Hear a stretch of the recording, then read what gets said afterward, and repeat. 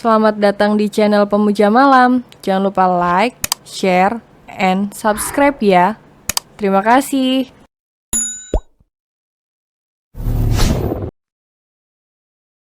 Episode 1. Aku benci rumah sakit. Pagi ini seperti biasa aku bergegas agar segera sampai di tempat kerjaku. Aku melangkah cepat menuju toko roti yang sudah 2 tahun ini menjadikan aku karyawannya. Walaupun gajinya tak seberapa, tapi cuma pekerjaan ini yang bisa aku kerjakan agar dapat membiayai kehidupanku dan ayahku yang sakit-sakitan. Ditambah lagi aku juga harus membayar hutang ibuku kepada rentenir. Menyebut kata ibu, mengingatkanku kepada sosok wanita yang telah menjadi penyebab penderitaan aku dan ayah. Aku ingin sekali membencinya, tapi aku takut durhaka. Sudahlah, lupakan dia, mudah-mudahan dia bahagia di sana. Kakiku masih melangkah cepat, kadang sesekali aku berlari kecil. Bukannya aku tidak ingin naik kendaraan umum, tapi jarak rumahku dengan tempat kerjaku tidak begitu jauh. Jadi aku berjalan kaki untuk menghemat biaya. Di seberang jalan sudah terlihat toko kue kecil tujuanku. Tanpa berhati, hati aku segera berlari menyeberang jalan agar bisa segera sampai di tujuanku. Dan naas sesuatu yang melesat cepat menabrak tubuh kurusku hingga terpental ke jalanan. Ah, hanya itu yang keluar dari mulutku. Seketika pandanganku menghitam. Tubuhku serasa melayang seperti kapas dan setelah itu aku tak ingat apapun lagi. Samar ku dengar suara berisik. Aku mengerjap dan berusaha membuka mataku untuk memastikan suara apa yang menusuk gendang telingaku. Tapi mendadak ada rasa perih di kepalaku dan rasa denyut di kakiku. Aku di mana? Aku bertanya saat menatap langit ruangan yang terlihat asing. Aku tak peduli siapa yang akan menjawab pertanyaanku itu. Kau sudah bangun rupanya. Kau pingsan tadi dan sekarang sedang berada di ruang UGD. Suara berat khas lelaki itu terdengar cemas. Ku alihkan pandanganku mencari sosok yang bersuara itu. Kau siapa? Aku terkejut saat mendapati sosok pria tampan dan gagah sedang berdiri menatapku. Wajahnya asing, aku tak mengenalinya sama sekali. Namaku Satria. Maaf, tadi aku tak sengaja menabrakmu saat kau hendak menyeberang jalan. Aku sedang terburu tadi dan tidak fokus. Satria menjelaskan apa yang terjadi kepadaku. Aku terdiam, berusaha mengingat kejadian sebelum aku sampai di sini. Mendadak aku panik saat mengingat toko roti yang menjadi tujuanku tadi. Maaf, aku harus bekerja. Ayo. Aku spontan bangun dari tidurku dan tiba-tiba rasa sakit menyerang kepalaku. Kau baik saja. Jangan memaksakan dirimu untuk bangun. Satria membantuku berbaring kembali. Tapi aku harus bekerja. Kalau aku tidak masuk, mereka akan memotong gajiku. Aku mengadu dengan wajah melas kepada pria yang baru ku kenal itu. Sudah kau istirahat saja dulu. Nanti aku akan menghubungi bosmu untuk menjelaskan apa yang terjadi. Dia pasti mengerti. Satria mencoba menenangkanku walaupun aku masih belum tenang. Dia tidak tahu saja jika bosku itu perhitungan sekali orangnya. Jadi kapan aku keluar dari sini? Bisakah sekarang? Aku sungguh tak nyaman berada di ruangan ini. Bawa obat, obatan dan suara berisik pasien kecelakaan yang sedang kesakitan sungguh menggangguku. Aku akan pastikan dulu apakah kau sudah boleh pulang atau belum. Tunggu sebentar. Satria melangkah cari seseorang, barangkali dokter yang menanganiku tadi. Dia melangkah meninggalkanku yang terbaring lemah tak berdaya. 10 menit kemudian, Satria kembali dengan seorang dokter wanita. Mereka menghampiriku dan tanpa aba dokter itu segera memeriksa kembali kondisiku. Bagaimana, dok? Saya sudah bisa pulang? Tanyaku berharap dokter itu menjawab iya atau sekedar mengangguk pun jadilah. Sebenarnya kamu harus dirawat dulu untuk pemulihan. Luka di kepala dan kakimu juga masih basah. Saya takut infeksi jika tidak ditangani dengan benar. Dokter itu sedikit ragu dengan permintaanku. Tapi saya tak bisa meninggalkan ayah saya yang sakitan, dok. Dia hanya sendiri di rumah. Dia pasti cemas kalau saya tidak pulang. Akhirnya ayah menjadi alasanku untuk bisa keluar dari tempat menyebalkan ini. Baiklah, saya izinkan kamu pulang. Tapi kamu harus istirahat dan kontrol perkembangan luka kamu. Jadwal kontrol kamu 2 hari sekali ya. Aku berhasil. Dokter itu mengizinkan aku pulang. Baik, dok. Jawabku pasti, walaupun aku tidak janji akan mengikuti perintahnya. Aku sudah berada di dalam mobil Satria. Awalnya aku menolak tawarannya untuk mengantarkan pulang. Tapi mengingat kondisi kakiku yang sulit berjalan akibat terluka, akhirnya aku menuruti kemauannya untuk mengantarku pulang. Sepanjang perjalanan kami tak berbicara satu sama lain. Hanya suara deruman mobil dan detak jantung kami masing-masing. Yang menjadi backsound perjalanan ini, aku hanya menatap nanar keluar jendela. Memandangi pepohonan yang berbaris seolah ikut berjalan mengikutiku. Kau belum memperkenalkan namamu. Tiba-tiba suara berat Satria memecah keheningan. Aku memutar kepalaku dan memandang sosok tampan yang sedang fokus mengemudi itu. Namaku Amanda. Aku hanya menjawab singkat. Iya, begitulah aku. Aku sangat irit berbicara dengan orang yang baru aku kenal seperti Satria ini. Kau bekerja di mana? Tanyanya lagi. Entah ini hanya basa-basi atau dia memang ingin tahu. Di Choco Cake and Bakery. Lagi aku menjawab seperlunya. Oh, hanya kata itu yang keluar dari mulutnya. Sekarang aku paham, dia bertanya hanya untuk berbasa-basi. Setelah itu tak ada pembicaraan lagi di antara kami. Setelah aku memberitahu alamat rumahku kepadanya, kami kembali diam sampai tiba mobil mewahnya berhenti di depan rumahku yang sangat sederhana ini. Rumah yang sudah digadaikan oleh wanita yang sepertinya tak pantas ku panggil ibu. Setiap hari aku harus banting tulang untuk membayar hutangnya agar rumah ini tidak disita.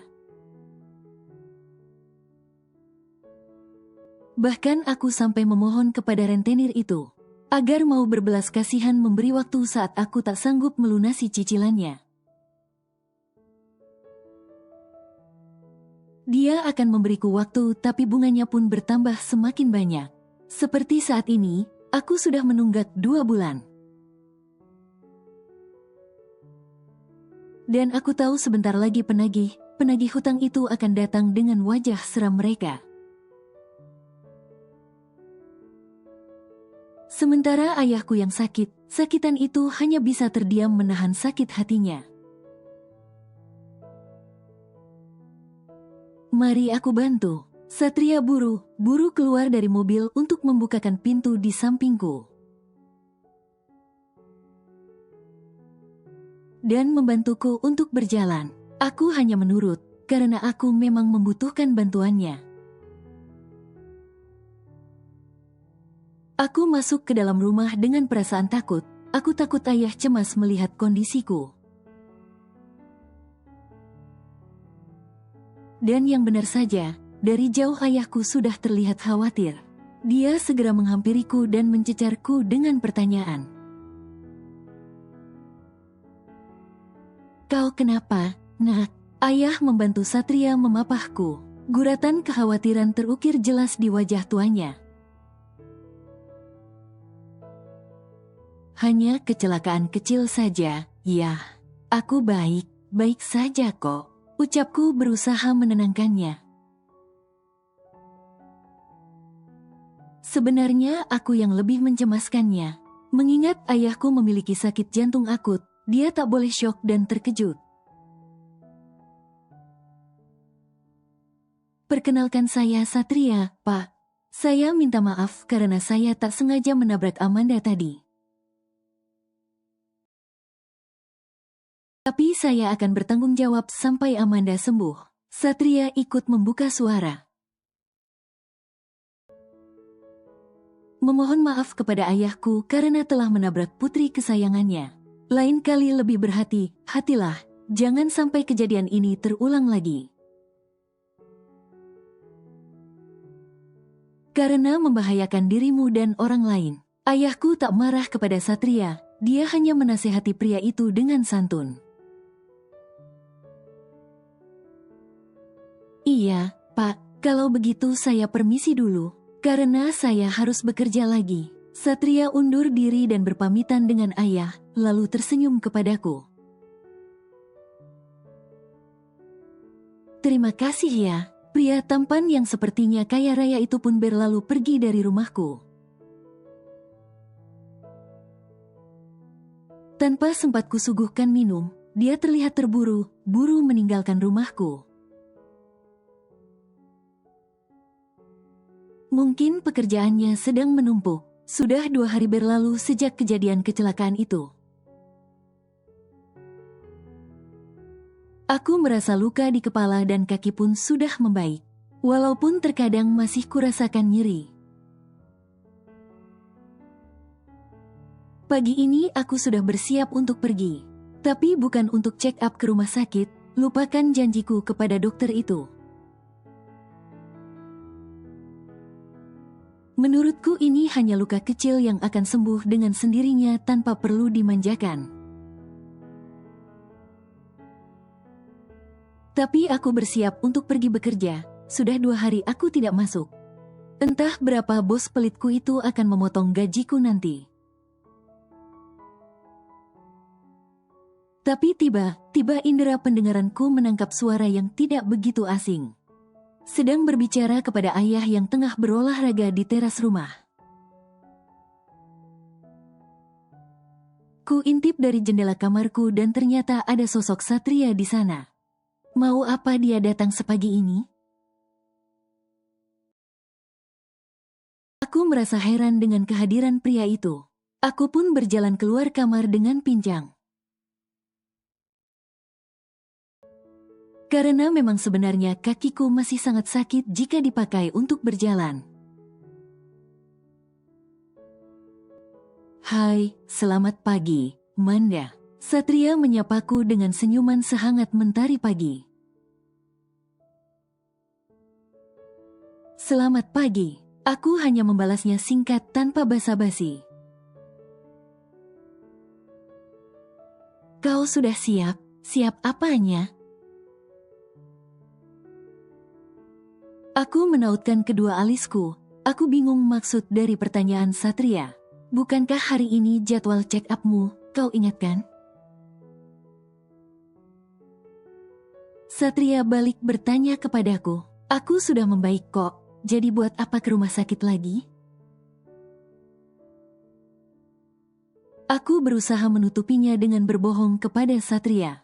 Kau jangan membodohiku, kulihat tadi kau masih pincang.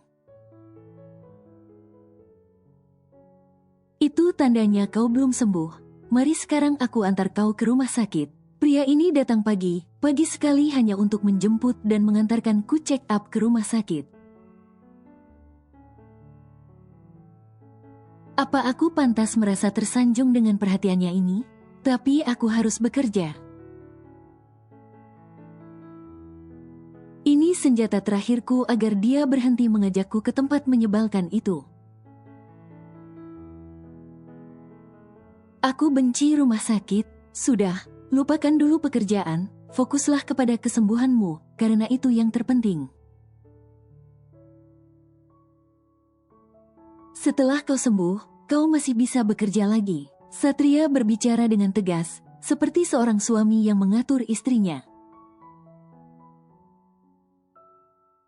Lagi hatiku tersentuh dengan sikapnya ini. Satria benar, nak, kesembuhanmu nomor 1. Ayah ikutan membela Satria. Baiklah. Akhirnya aku pasrah dan menuruti kemauan kedua pria ini, walaupun hatiku merasa berat sekali. Aku melangkah pelan menuju mobil Satria dengan kaki yang pincang. Setelah berpamitan dengan ayah tentunya. Satria memapahku dengan hati-hati. Tangan kekarnya memeluk pinggangku erat sekali. Aku agak risih tapi entah mengapa tubuhku seolah tak keberatan dengan perlakuannya ini. Mau kemana pagi begini? Seorang wanita berumur sekitar 40 tahunan yang biasanya ku panggil Bu Lela bertanya dengan sinis. Dia sedang berkumpul bersama dua orang lainnya yang juga memandangiku dengan tatapan tidak suka. Aku tahu pertanyaan itu Bu Lela lontarkan, karena ingin menyindirku karena berjalan dengan seorang pria. Mau ke rumah sakit, Bu, mau check up luka Manda. Satria menjawab dengan cepat sebelum aku membuka suara. Oh, kirain mau kemana? Ucap Bu Lela lagi. Jujur sebenarnya aku sangat sebal jika wanita ini sudah mengusik telingaku dengan suaranya itu. Tapi aku juga mengerti, beginilah jika hidup bertetangga dengan ibu yang suka usil.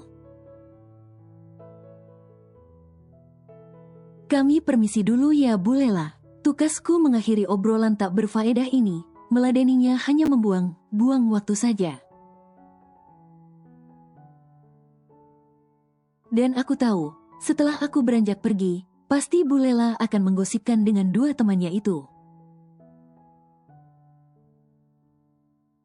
Tapi aku tak peduli. Seperti sebelumnya, aku hanya diam memandangi jalanan dari balik kaca jendela mobil.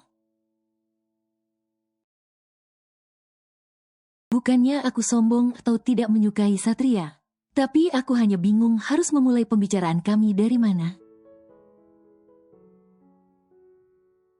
Aku sudah menemui bosmu dan meminta izin agar kau istirahat di rumah sampai kau benar-benar pulih. Tiba-tiba suara Satria mengagetkanku. Bukan cuma suaranya, tapi pernyataannya yang lebih membuatku terkejut bukan main. Lalu apa yang dia katakan? Aku segera memutar kepalaku menghadap Satria. Sungguh aku tak menyangka dia akan melakukan itu. Apalagi, ia tentu saja mengizinkannya.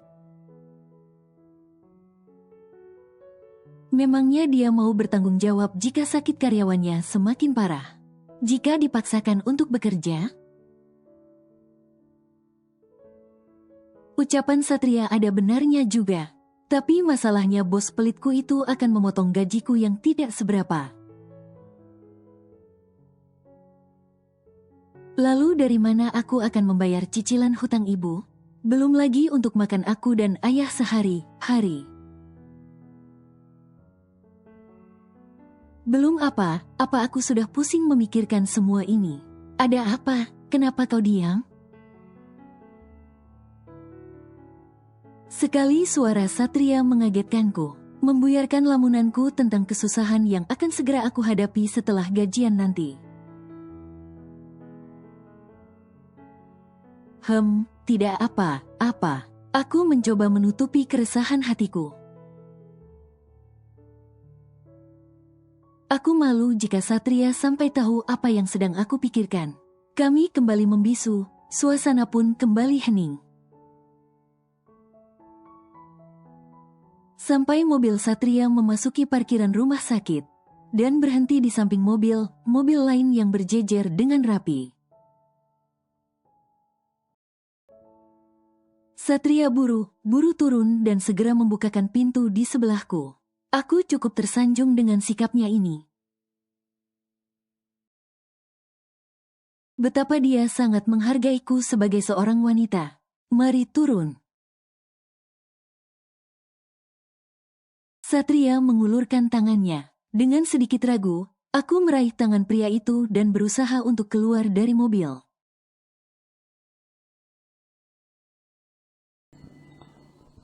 Bersambung.